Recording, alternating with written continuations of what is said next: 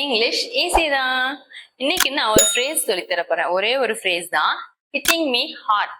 Hitting me heart அப்படிங்கிற வார்த்தை எங்க யூஸ் பண்ணுவோம் அப்படின்னு தெரிஞ்சு வச்சுக்கோங்க. ஏன்னா இது ரொம்ப காமனா நிறைய பேர் யூஸ் பண்றாங்க. அது என்னன்னாக்கா ஃபர்ஸ்ட் ஒன் வந்து இந்த வார்த்தை என்ன பாதிக்குது அப்படிங்கிற அந்த அர்த்தத்துல சொல்றது. அந்த அர்த்தமும் எப்ப வரும் அப்படின்னு பாத்தீங்கன்னாக்கா when something affect me emotionally. தாத்தாவுடைய டெத் வந்து என்ன ரொம்ப ஹிட் பண்ணிருச்சு அப்படின்னு சொல்றப்போ my grandfather's death is hitting me hard. அவருடைய இதை வந்து என்னால இது பண்ணிக்கவே முடியல, அது என்ன அடிச்சுட்டே இருக்குது அப்படின்னு சொல்லி அந்த சென்ஸ்ல சொல்றது.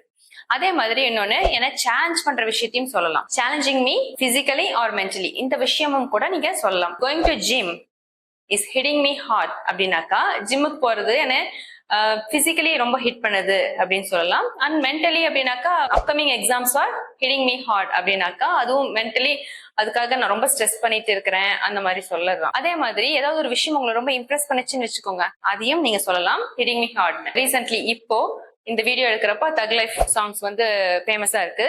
ஸோ அதுல அந்த சாங் பர்டிகுலர் சாங் வந்து இட்ஸ் ஹிட்டிங் மீ ஹார்ட் அப்படின்னு சொன்னாக்கா அந்த பாட்டு பயங்கரமா இம்ப்ரெஸ் பண்ணி வச்சிருக்குது, அது எப்ப பார்த்தாலும் நான் அதை கேட்டுட்டே இருக்கிறேன் அப்படின்னு சொல்லி சொல்லலாம். ஸோ ஹிட்டிங் மீ ஹார்ட் இந்த இடத்துலலாம் தான் யூஸ் பண்ணுவோம். நீங்களும் எந்த விஷயம் உங்களை ஹிட்டிங் மீ ஹார்ட்னு சொல்வீங்களோ அந்த விஷயத்த கமெண்ட்ல போடுங்க, நான் பார்த்து தெரிஞ்சுக்கலாம். தேங்க்யூ.